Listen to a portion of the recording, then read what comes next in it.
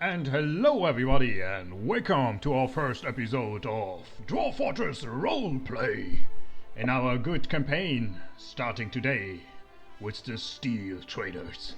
And with us here we have Essig Glengrin, Hi, that's me. Dravuk Iron Melter, Hi, that's me. and Uris Lectasis. Yep. And today it starts our trek into the realm of the humans, the kingdoms of the long people, the people, No dang longs. people living on the earth that have nothing to do with stones or anything. While we are coming from our good dwarf home, Wanderlode. And we start in Wanderlode, and the thing is, this is the only map we have. Like the only way we even know where to go is because of wanderers that came in our taverns and told us the stories on how they reach our fortress. And yeah, as you know from the intro, Bauta Goldamp was searching for some, well, let's call them heroes. Some might call them people interested in gold and adventure. And they all agreed to participate in this fine journey of his to bring some wagons filled with steel to Chafedteeth, one of the biggest human cities in the area. They hadn't had direct contact with the humans. They know they exist. Some dwarves even visited their cities, but not anyone you ever met, aside from some wandering bards and musicians in the taverns.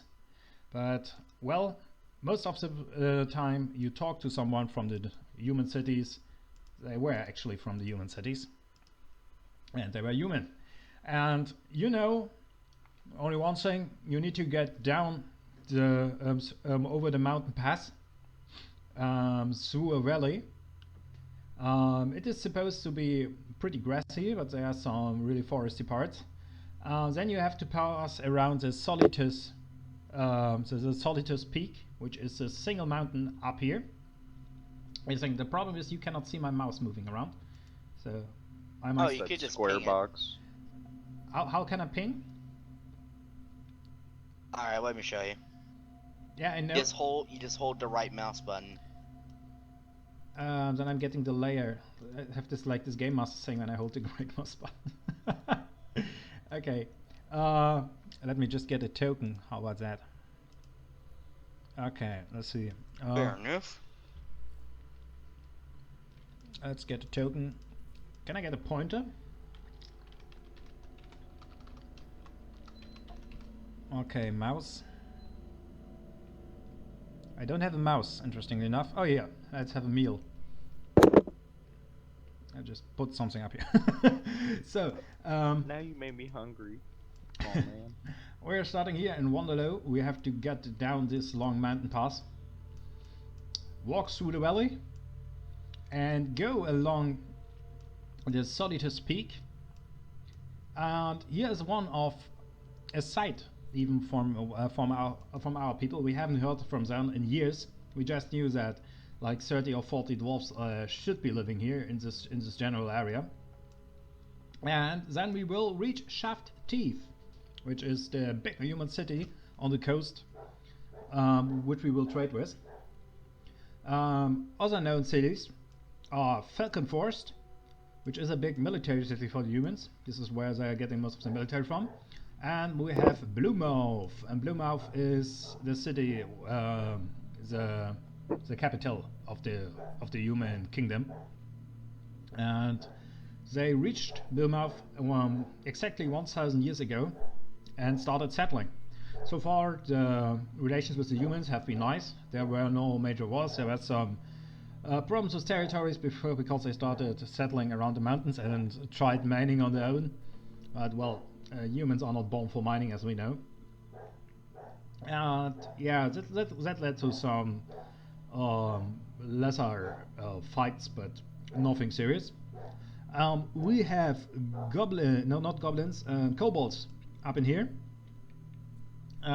which is an interesting kobold society because they are actually seafaring kobolds, and they are controlling most of the waters around their homes, like pirate kobolds, basically. We know from tales. That there is a dark fortress, a dark spire that is reaching all the way into the underworld. Noah, why are you writing me a question mark? Oh yeah, no, wrote me. Yeah, he's telling me when my video disconnects. I don't see it. People on OBS will not see it, but sometimes my video disconnects, and it could be problematic. Okay, so we have a dark spire that is spewing evil onto the world from the underworld. Right here up in the north.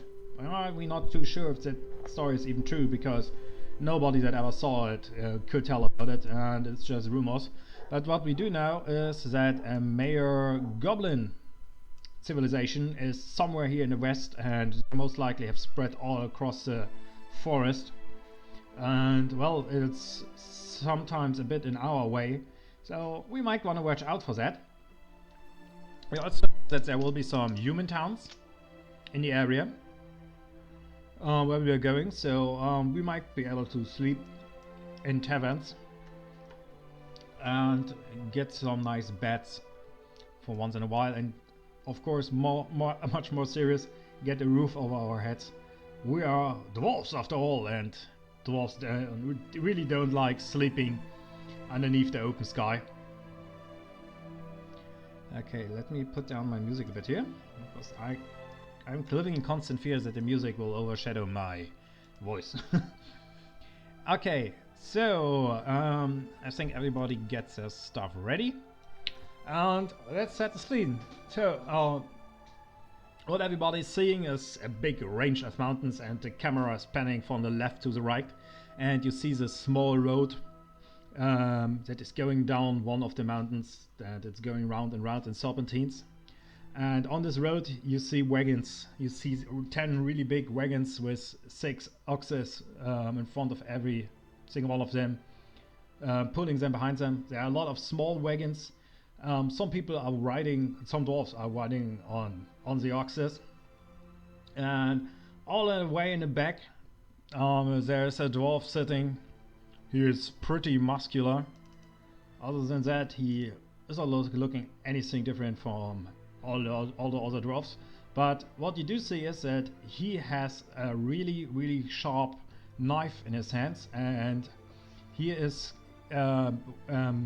scratching a stone along it, and it looks like every single time he is scratching the knife along, it gets sharper and sharper, and he's getting a sausage out, and he is just letting the knife like drop on top of the sausage, and the sausage is cut in half. And well, and here we have him. It's Essig Glengrin, our weaponsmith. Tell us about yourself, Glengrin. Howdy. That's me. So, I'm sort of a devout, pious weaponsmith. I've spent most of my life, for a dwarf, that's a fairly long amount of time, as the smith for the fortress. This is my roughly midlife crisis, as I find I've nothing left to do in the blacksmith there, and I'm searching out for better equipment. Okay, let's talk about your character a bit here. So we have his character sheet. So his aspects are he has blunt steel and sharp mind.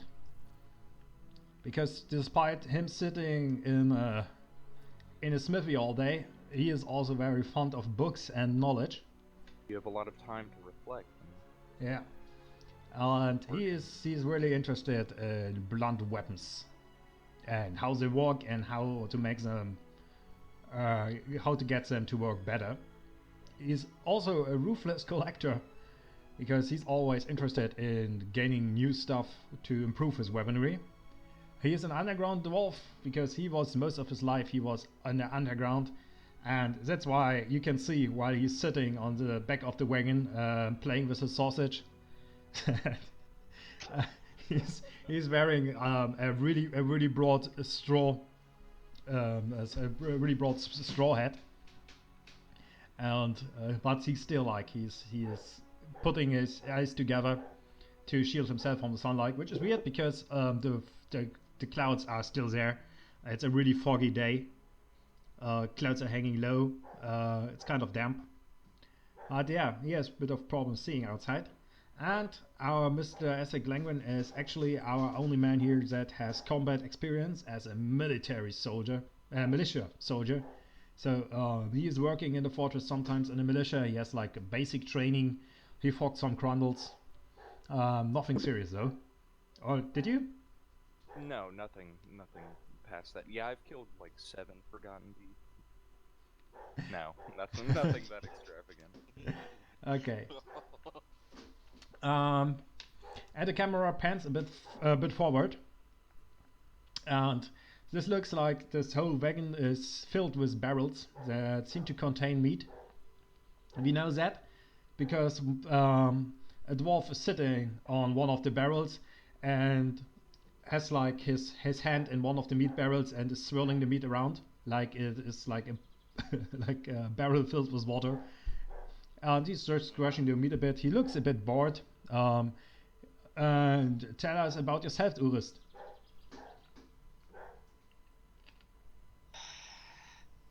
Eesh, what I want to get for a pig to slaughter, or an elf. Those are fun to slice up too. My name's Urist. I am a dwarf, obviously. I am also a butcher by trade. I also have certain blood dragon tendencies from time to time, but I don't like to talk about that because, like, people tend to look at me weird.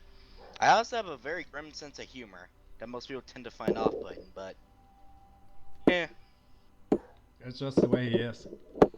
Okay, and let's go through his character here. Wait a second. Urist Slugtasis. Yeah, he's an eerie butcher. He has this like aura around him that people kind of feel uncomfortable around him. He doesn't seem to care about death at all. He's pretty cool with that. He's kind of a bloodophile. I'd rather not die, but I just don't give a shit about it. About other people dying and and what's left of them. He's kind of a bloodophile. He likes blood. He likes seeing blood. Let's not get into it right now. He is also a dabbling surgeon because of all his years working as a butcher. He knows how a body is working. And I don't know. red to cut basically. And well, you have a bit of a problem, haven't you, Urist? Oh, yeah. Funny story. Currently the mayor of Silverfire is kind of pissed off at me because I kind of had to keep his cat from, causing the end of the fortress. So, yeah. Yeah, Mr. Mayor It's a funny Silverfire story. swore blood oath on revenge on him because I kind of cut up his cat into bits. Yeah, there's not a lot left of the mayor's cat. Well, he decided to better leave the fortress and let things cool for a while. Yeah. Before the mayor really finds out about who did it. Okay, and the camera keeps panning along, and you see some wagons that are mostly loaded with what seems to be soldiers with crossbows and battle axes. And all the way in front is the man himself, Baltar Goldam, sitting. He put up his best wandering gear, like Jabber leather cloak, a really expensive hat. His whole face is covered with gold.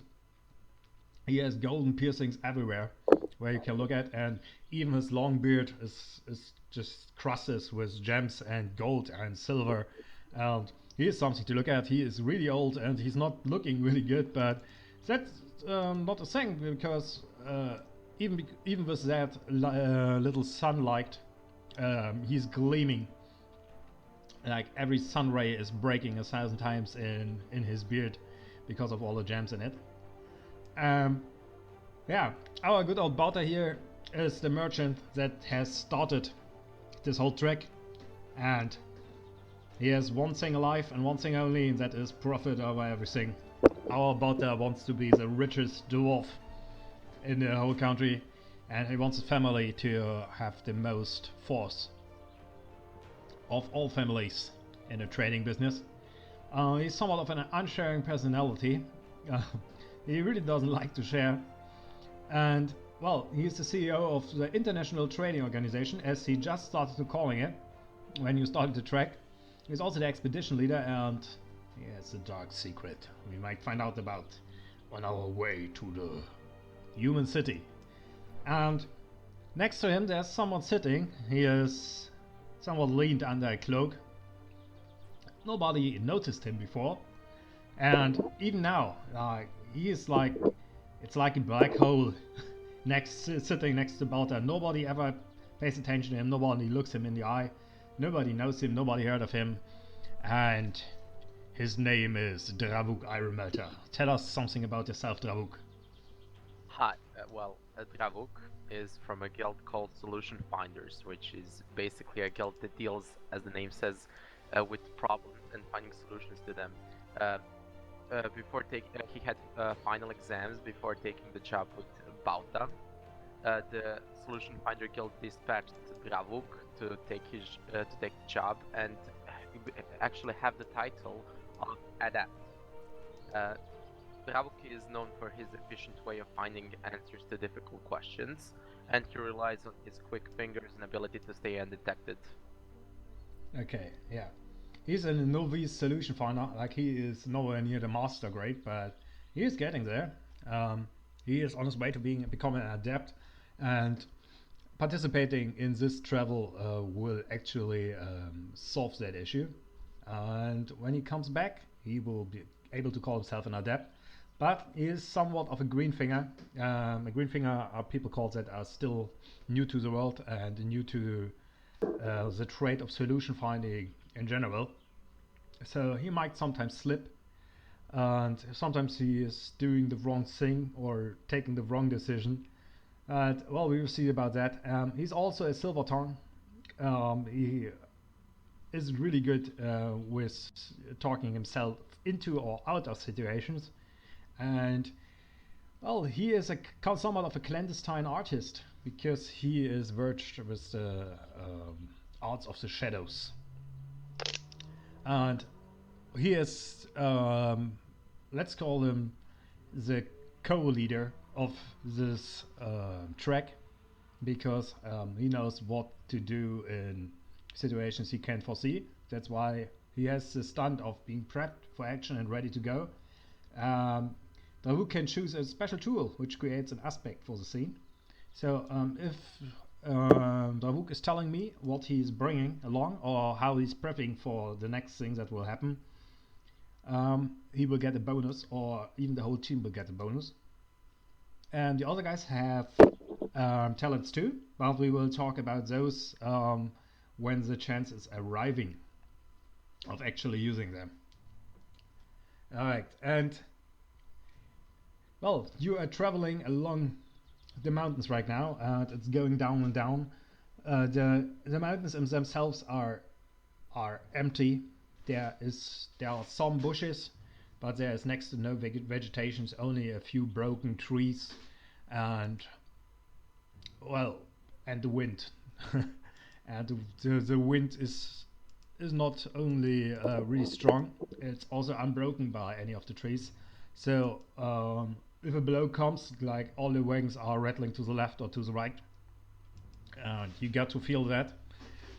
Good thing it's not raining or there's no storm, otherwise you could get into trouble while walking down the mountain range. You guys are still pretty happy because mountains are your home, even though you are soul-faced right now, it's not that much of an issue. It could be a lot worse. And well, the first day goes over pretty soon, and you are halfway down the mountain even, when the night is starting to set in. Bauta is holding down the track, and he is walking to you and says, boys, I put you down as my contractors, so you can actually do stuff. And I want you to do stuff. Please do whatever I pay you to do, and don't stop sitting around here drinking beer all day. Just turning around, and he's going. Finally, I was starting to get bored. Okay, so is there anything you need me to cut into? Yeah, I think your day's work is to prepare the meal for the evening. Like you go to the portable kitchen and are helping out the cooks and into cutting out stuff. And Asik, what are you doing? I guess I'll take watch or heavy lifting if they need. So you're just helping out with heavy lifting. Sure. Okay, and Dravuk, what are you doing? I am helping the guards. Okay, so you are taking like a walk around the perimeter. Basically. Okay, is there something you are paying attention to, especially, or how does it look like when Dravuk is setting up the perimeter? Basically watching out for any possible threat. Yeah, but how is he doing it? Like, is he like walking a turn around it? Is he like talking to the guards, telling them what to do, or? Yeah, talking to the guards and actually keeping their morale up. Okay. So, one of the hunters is asking you if it's okay if he can go out to hunt. It's alright. Okay, someone wrote me here. Reconnect. Okay. Yeah, I can hear you just fine. It's just like your video is gone. Cam is kind of fucked. Yeah. Okay. So, you guys are just doing your jobs. You're not like wandering around. Try to see if you can find something. Also, I happen to find that one of the ox has broken its legs, and I need to put it out of its misery. Yeah. Nah, the oxes are pretty fine, I guess. But that's good for the ox. But you need to cut down some of the meat for the soup everybody will enjoy tonight. And well, the night is breaking, and all of the dwarves are sitting around small campfires, drinking their soup. Everybody's happy that it's night, because once it's night, you don't have to look up onto the sky and ask yourself if the clouds will come breaking down on you, or if you might fall out of the earth and down into the endless blue. I think it's gonna happen. I'm gonna keep staring at the ground. Ugh, that frickin' sky, man. I feel ugh. Okay. It's just like the sky's gonna. Yeah, Asik and Eurus are sitting on the same campfire, and Dravuk is sitting like 3 meters behind them, a bit in the shadows, and staring into the darkness. And Dravuk, I think you are noticing something. You are noticing that the hunter you talked before is not sitting on any of the campfires. Well, I'll go and approach him, see why he isn't sitting near any campfire. What? I said you are noticing that the hunter is nowhere to be seen. Ah. Oh. Well, I'll go talk to Bauta and report that one of our hunters is missing. What do you mean missing? He was guarding, then he went out for hunting. Who was it? I don't know his name. Yeah, god damn it. Okay, Dravuk, you know what I'm paying you for. Go find a solution.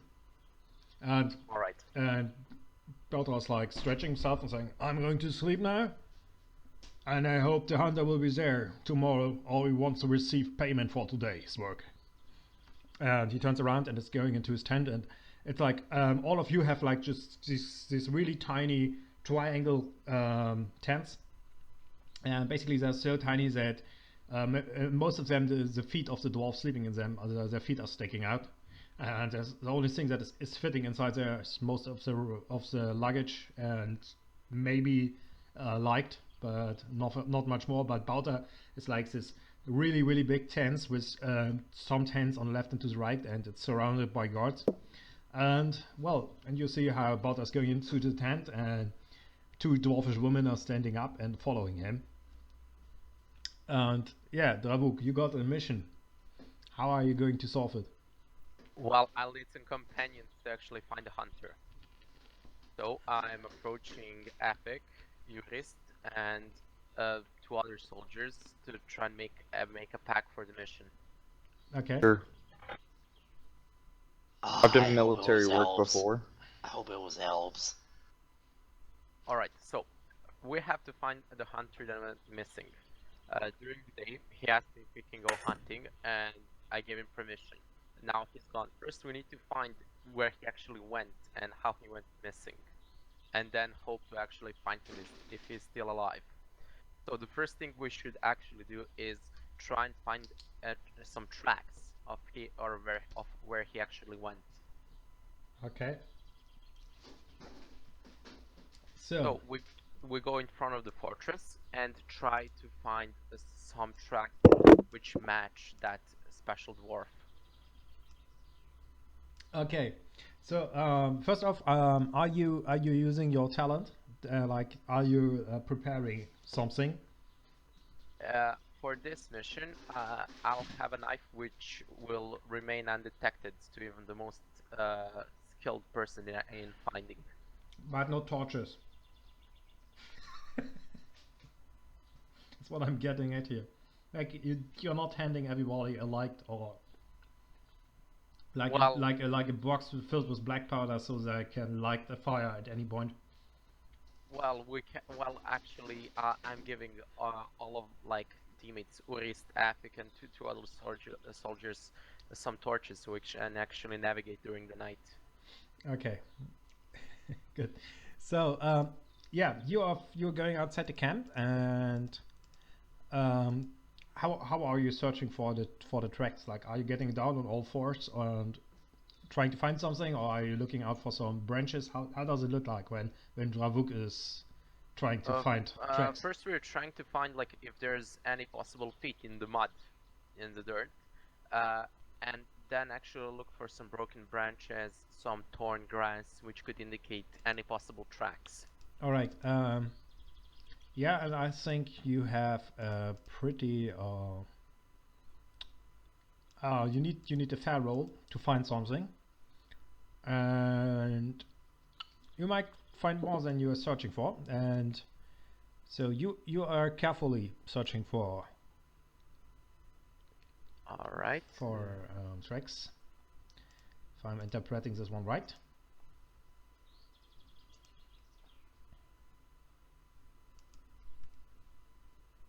Okay, so roll a careful roll. All right.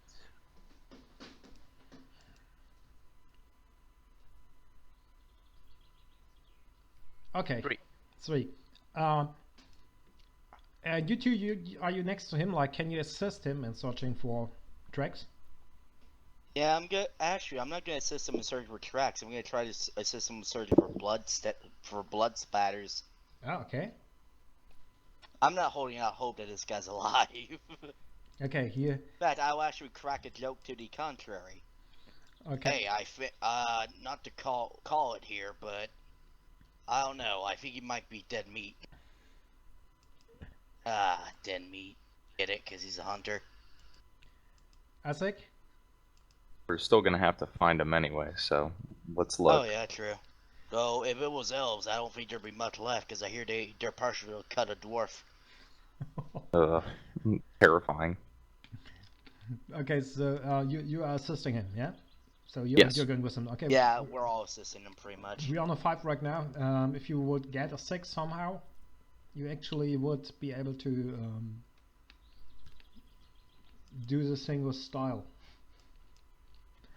So can someone, do one of you want to offer a fate point with one of the aspects? Sure. Okay. I'll do it. I'll take the hit. Okay. What aspect, like, why is it that you can get a bonus on this whole thing? What aspect? Yeah. Well, I said previously I was searching for blood splatters, and since I'm a butcher, I kind of have a thing for blood, For splatters in general, I could also. Yep. blood splatters in generals. Yep. Yeah, okay. So, let me take your meat away. And, yeah. Soon enough, you, let's go know where he was, like, going to, and Rasko's getting down on his knees, and he's seeing footsteps. One of the stones has a bit moss missing, and it looks like one of the steps is belonging to the dwarf that went out for hunting. We still don't know his name yet, if I remember correctly. And Drabuk will know his name because he's from the guild of Solution Seekers. Does any one of you know the guy? I wouldn't know a hunter very well. Okay. All I know, he's the chump who brings in the corpses I cut up. Okay, but you know him, like, from seeing him. Oh yeah, true. Okay, so So I probably asked him his name once. yeah, what was his name? Like his, do you know his family name or his real name? You know what? We'll just do someone really basic here. We'll say Urist. Dragon Bolt. Earth's Dragon Ball. The hunter. Is he tapping the cleaver against his chin like, yeah, I think I knew his name once? Yeah, I think I knew his name, yeah. So some hair is falling off from his beard. Yeah, okay. So yeah, we have a name. Dravuk is like with his eyes on the ground, walking around. And you do find splatter. Though you don't find blood splatter, but you find some splattered beer on one of the stones.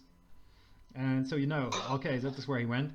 And you find like this a wall of stone that it's leading to, and on the end of it there is an entrance to a cavern or a hole. Basically, you don't know how deep it is. You just see that it's pretty black and that the steps are leading right into it. That's unsettling. All right. Not to throw shit on this, but there's some nasty beasts in there I could chop up. I hope you're wrong, personally.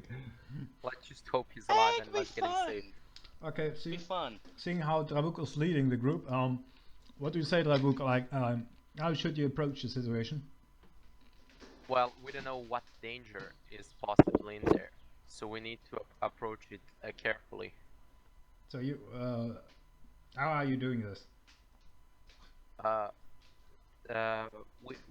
We need to be as silent as possible. If there is a possible beast or anybody in there, we don't actually want to alert them, because there's still a chance that the hunter is alive, and our top priority is actually getting him home safely. So, what we need to do is try and make as little sound as possible when entering.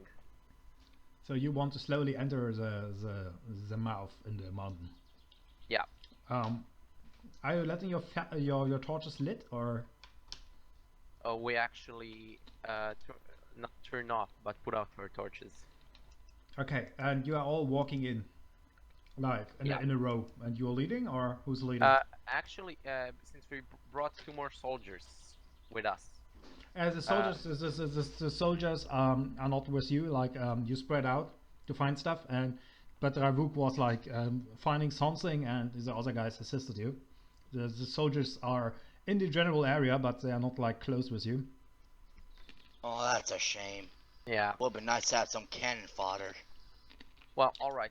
Then we're all entering. Okay, who's entering first? I'll be the one entering first. Okay, so put up a sneak roll.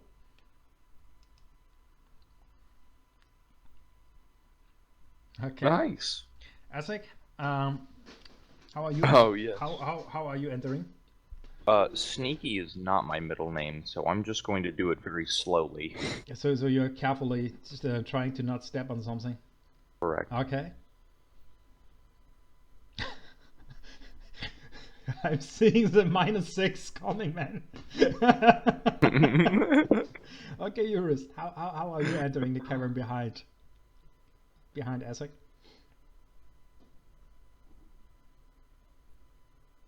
Eurus? Yeah, I'm here. I'm just thinking. I doubt. I'm gonna try to enter it cleverly. Cleverly. How does that look? Jeez, that's what I'm thinking too. Yeah.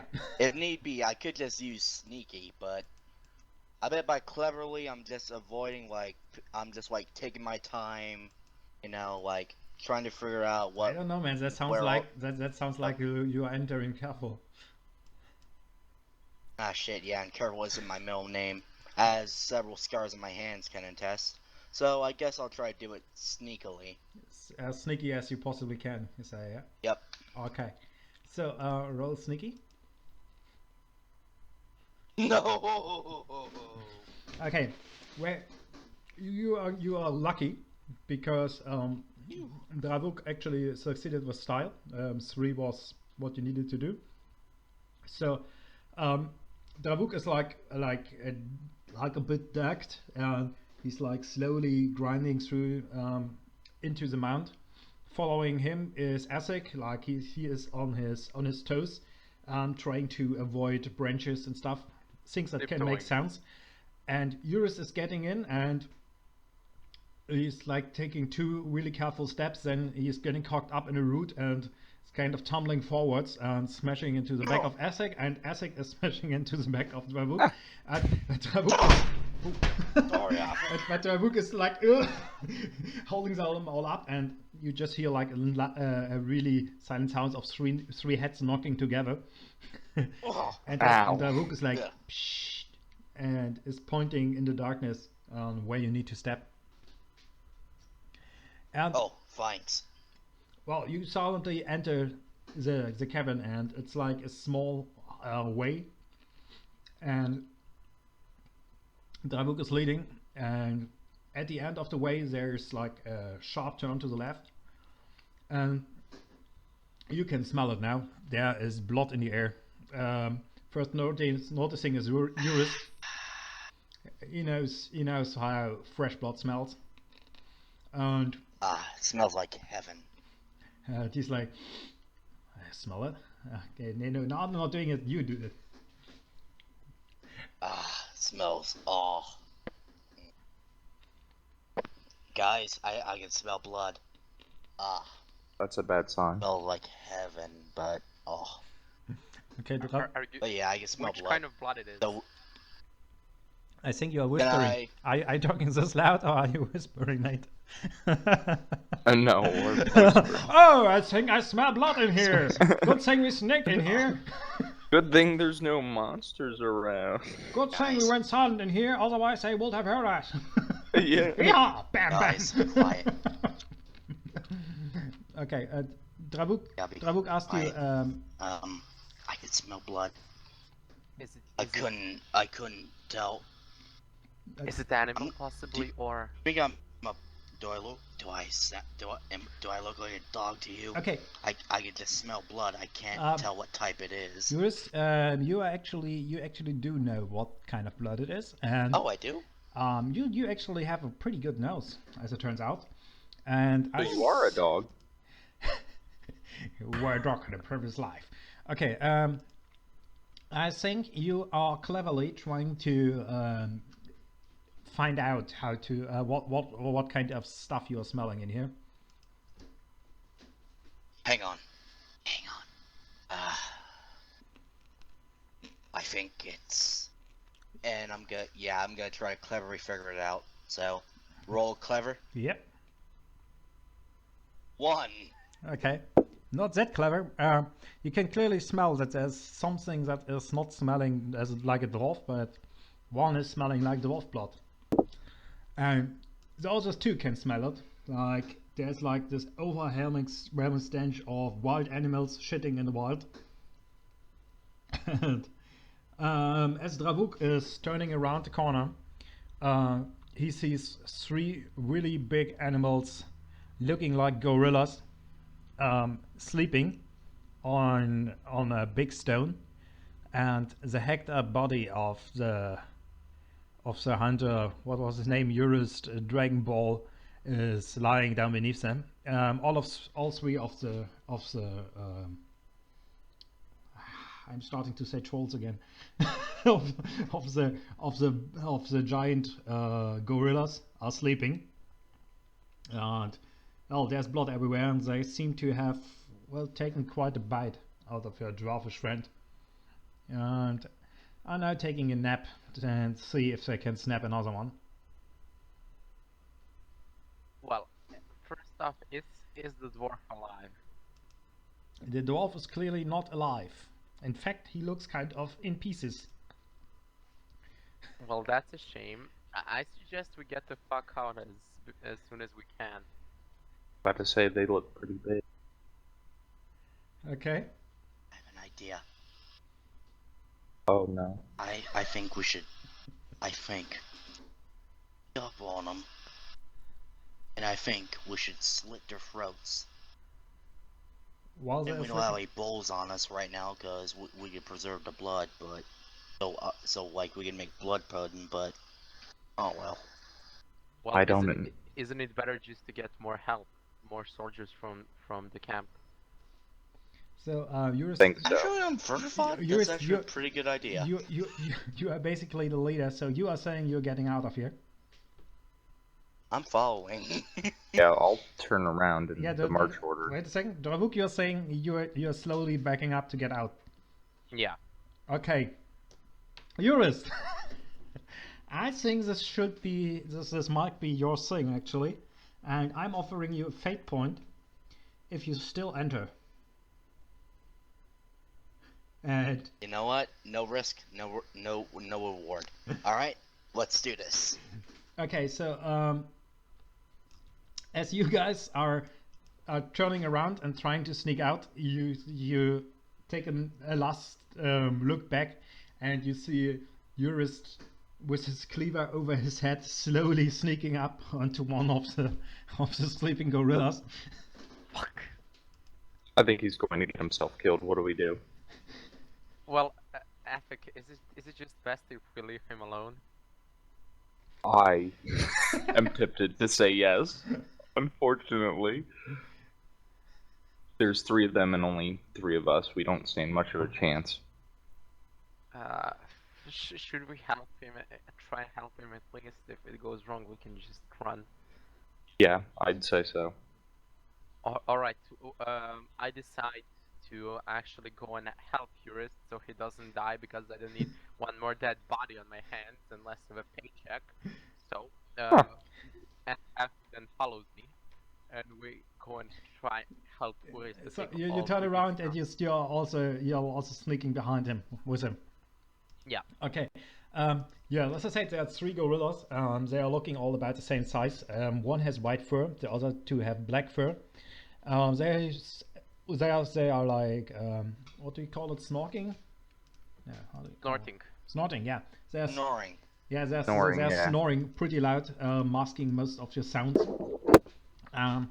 Eurus licking his lips is trying who to go first.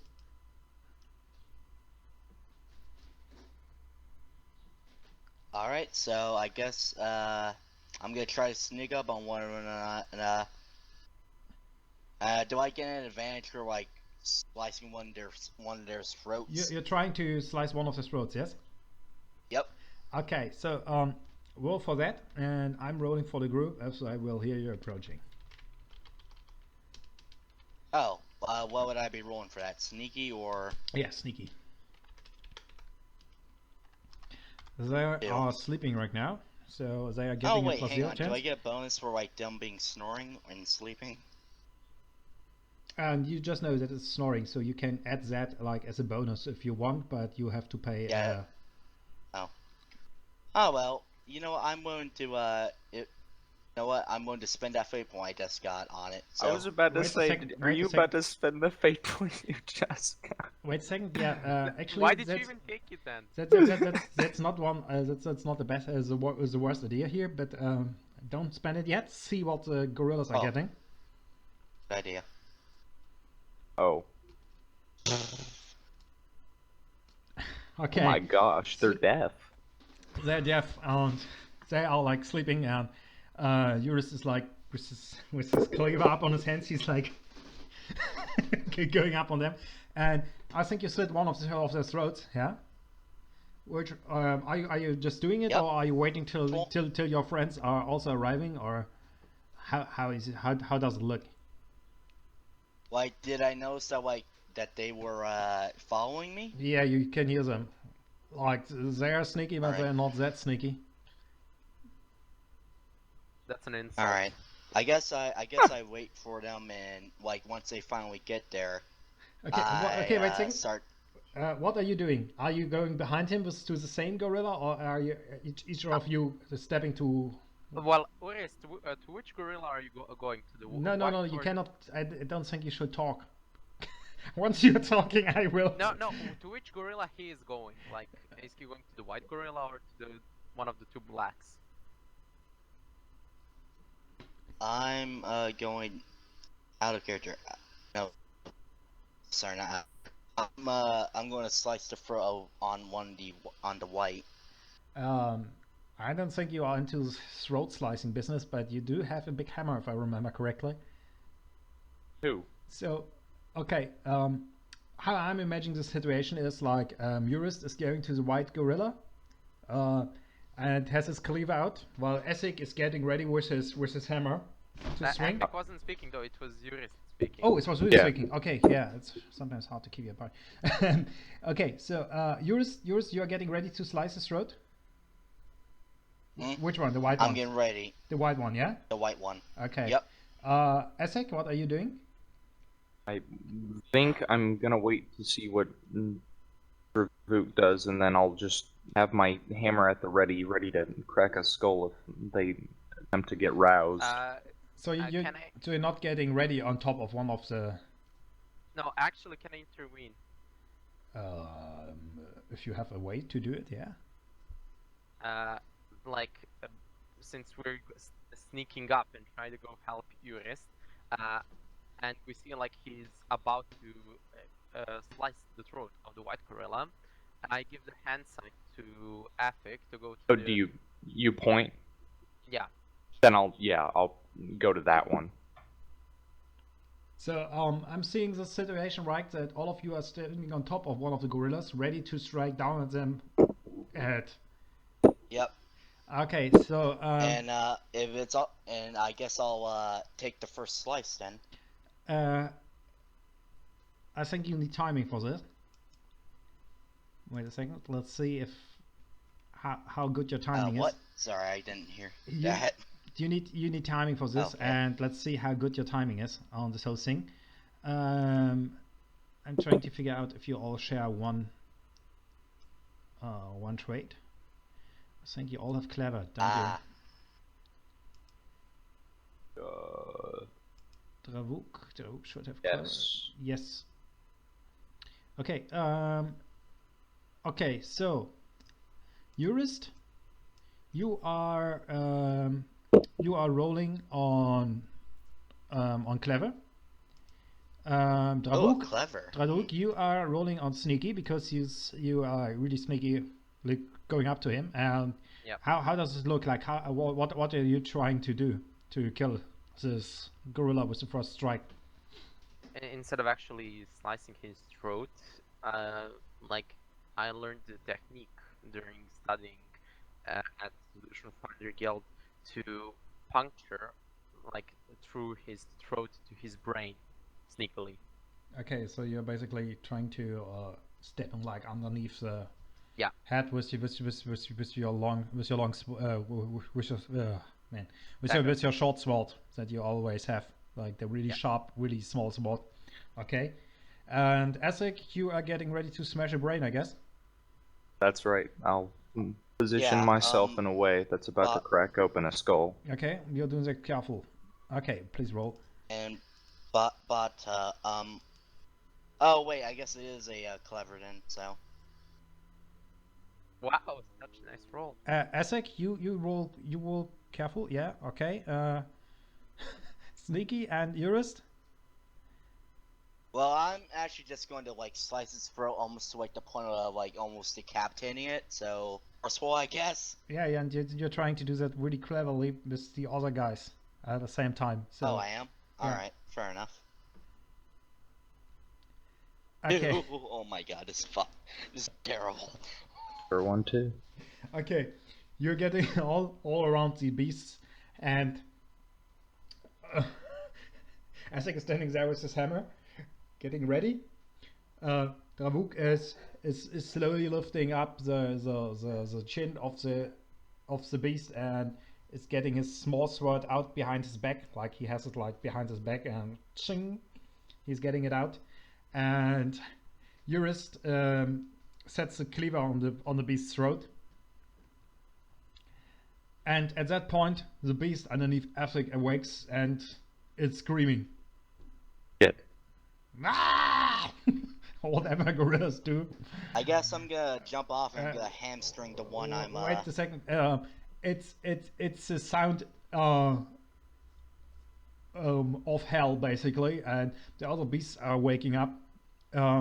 Dravuk is trying to stab him right away, but he's missing. The beast is already awakened and is shaking him off. And Dravuk is like rolling away and is standing now next to the beast. The beast that woke up under Essek is already up and is facing him.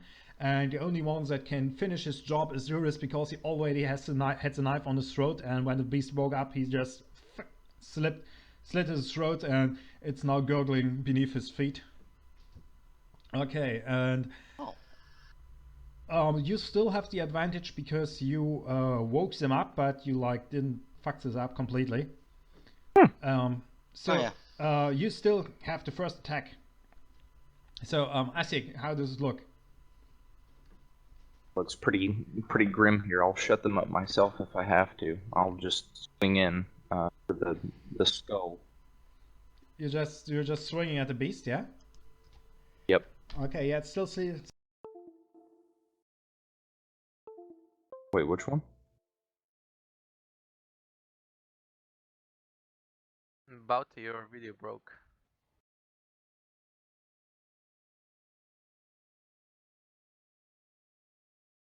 And here we have the problem. My Yes. microphone cut out, but only on the recording, not on the game itself. So I don't have any audio. You will still hear the other kids talking, and I hope it will it will keep working. I'm refreshing my whole site here, but it didn't work. Next episode will have my microphone working again. Yeah, we found out about that later. Was a bit bad. I could like improvise all the scenes I was talking in, but I don't think that will give you the same experience. There isn't a lot of stuff that will happen right now. The fight will get finished. You can listen to that. After that, we have a short episode on the bonfire where we talk about how things will progress, and of course, a bit of context will be missing right now. Well, this is the best that I can do right now, and I hope you still enjoy this episode.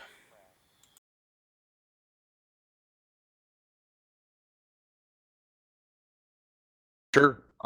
So, I guess I'm used to more in the thick of the combat. So as they rise from their slumber, screaming, I decide to shut one of them up with a quick hammer over the head. Their skull's thick, but not as thick as my hand. I'll try to crack it open. That I can go on to a next one.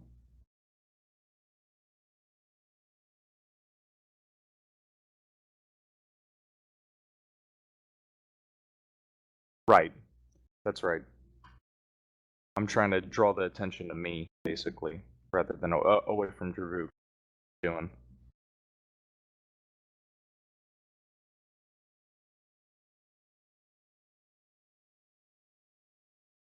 Say you're next, you big ape.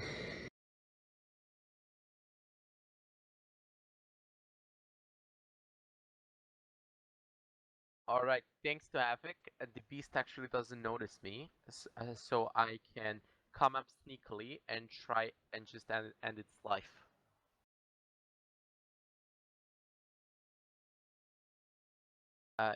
I'm trying to, like, since the beast is currently clicked me off and it's currently looking at Havoc, what I can do is come up behind it and try to hit one of the, either the heart or something vital to make it either bleed out or die instantly. Yeah.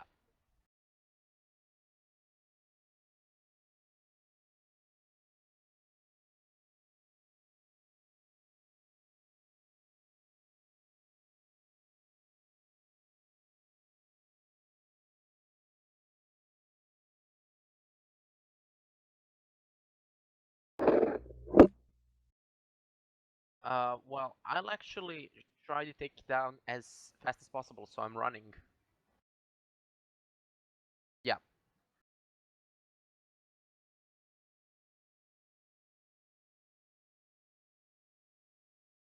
Well, I think the beast is bigger than me, so I'm trying to stab it upwards.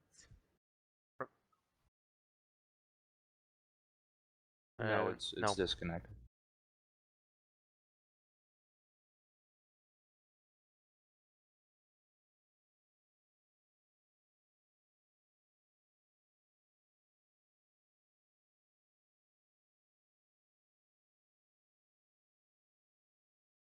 Uh-oh.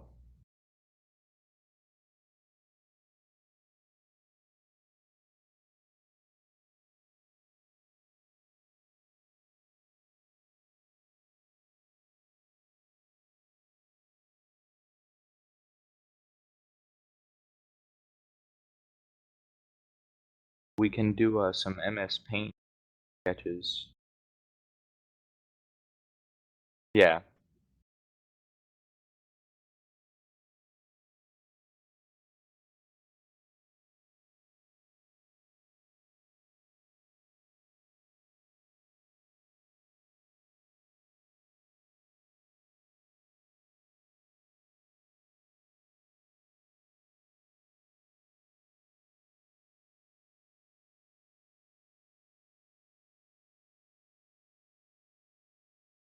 Yeah.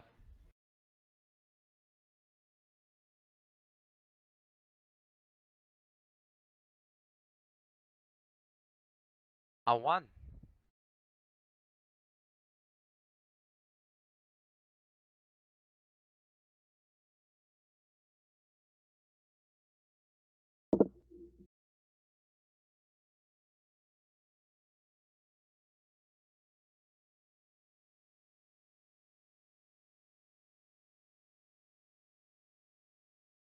Yeah, I'm trying to draw his attention away.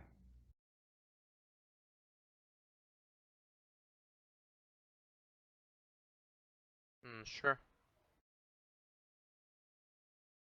Yeah, We sure. could kill it with more finesse. No, I wouldn't.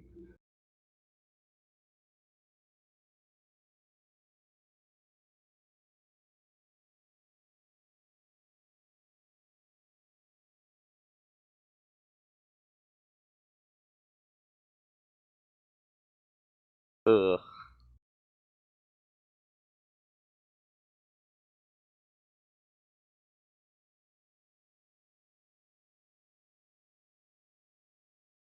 Oh, Ugh. Nice. Ernest, what was that? alright. Oh, that was for fun. What the fuck were you thinking, though? These things were massive. Yeah, you could have endangered the I whole thought mission. they would provide a massive amount of meat. Oh, Well, did we head out for meat or to find a hunter? Well, I'm sorry to say, but I don't think that hunter is gonna be providing meat anymore. So So, by the way, do you guys want to help me carry the corpses out?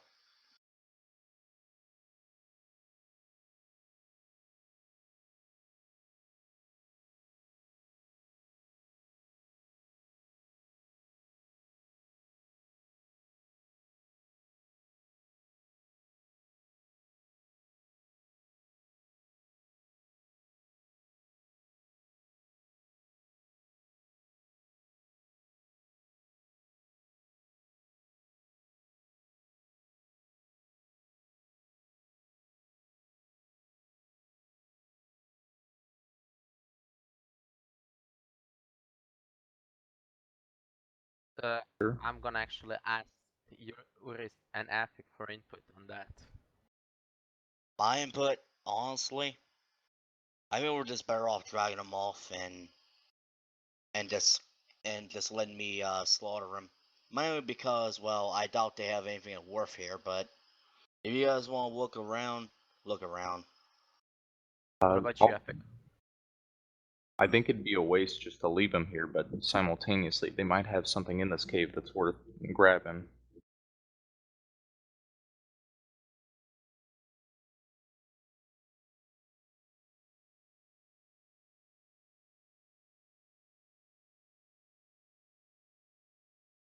Yeah, if they've killed a traveler, they would still have their pack and belongings on them.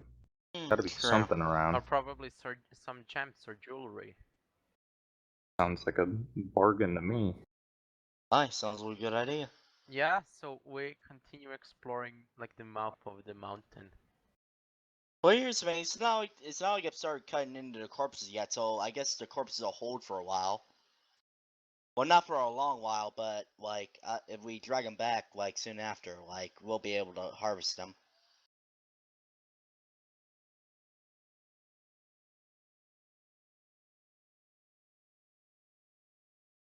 Ah.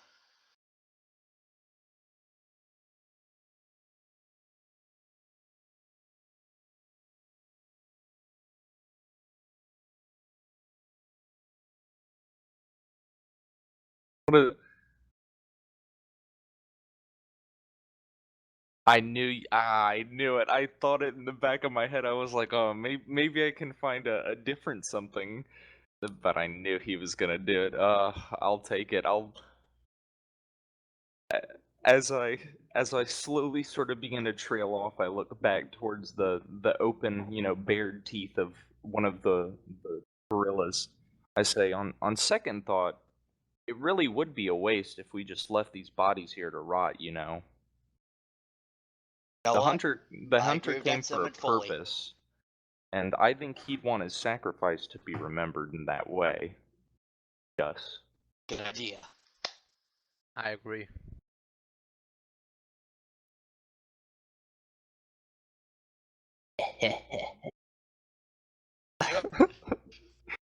Oh yeah, I bet they're big.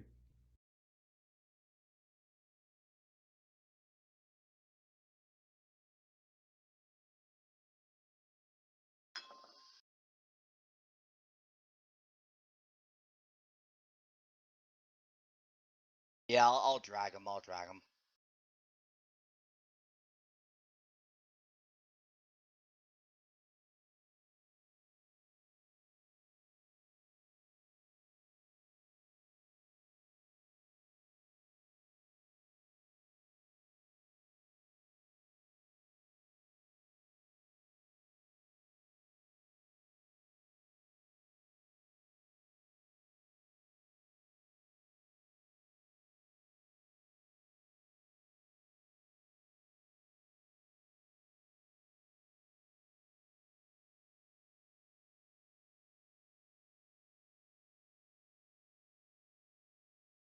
We went out searching for him, and while searching, we found some blood. We inspected it, and we found his corpse in a cavern. It looks like he was killed by the beasts, but we avenged him by killing them and taking their bodies.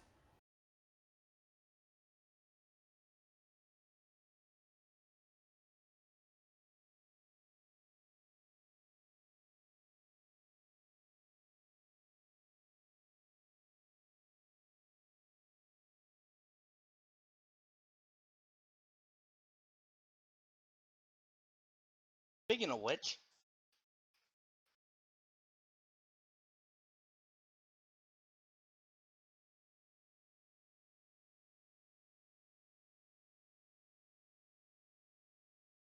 alright, fair enough. Fair enough.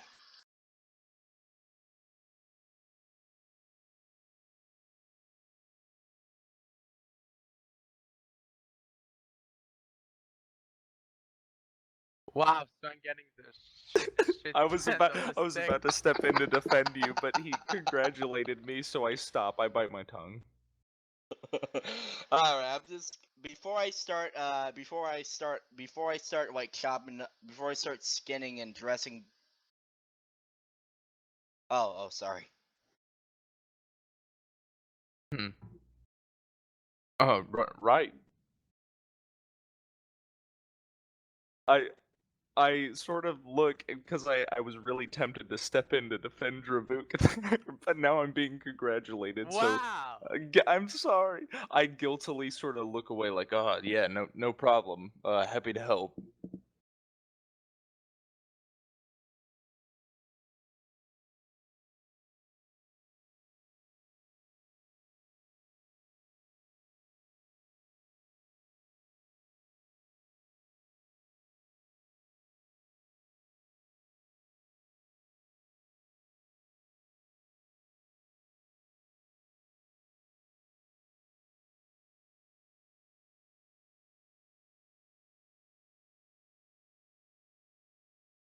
Well,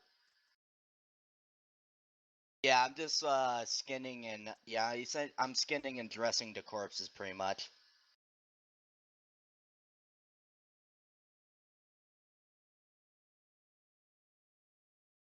Oh yeah. I mean, I can't really do anything with the bodies until he's done with them. So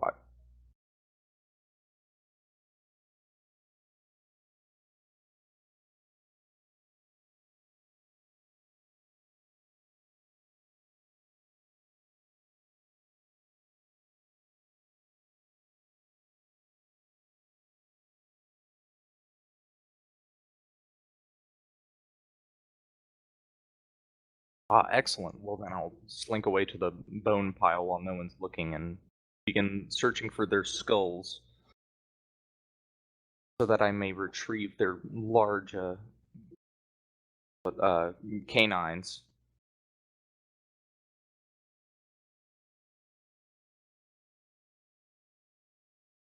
I point to the bones and ask, I don't give a shit about bones. yeah, I give you They're a my thumbs job. up, and begin taking the canines out.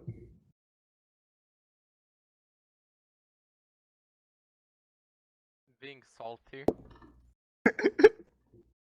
I'm sorry. I was really tempted, but then he congratulated me. I was like, "Oh yeah, sure, no problem, boss." Wow, neither Epic nor Eurist actually pitched in. Even though I was like, alright, I don't want Eurist to die. Come on, let's go I now. know. You know what? You did a Actually, very good job. until you got congratulated, I was actually going to pat you on the back before I actually Oh. started working. Oh well, thanks.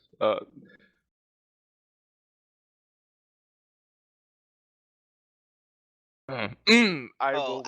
Afik. Oh yeah. By the way, if Yeah, Afik comes by me, I'm gonna look up for my work and I'm gonna say, "Good job out there. Thanks." I look back towards Dravuk sulking in the corner, sort of again guiltily, and I nod. I go, "Well, yeah, you did pretty fine work too. Good job." I feel so bad. I feel guilty.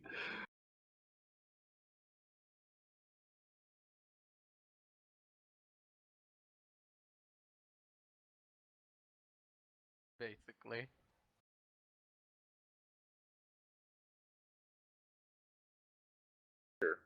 Aww. Really?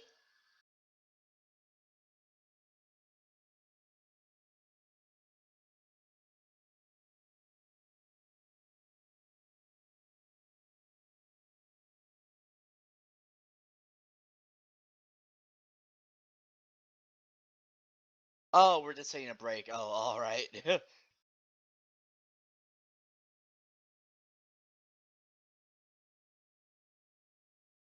Nice.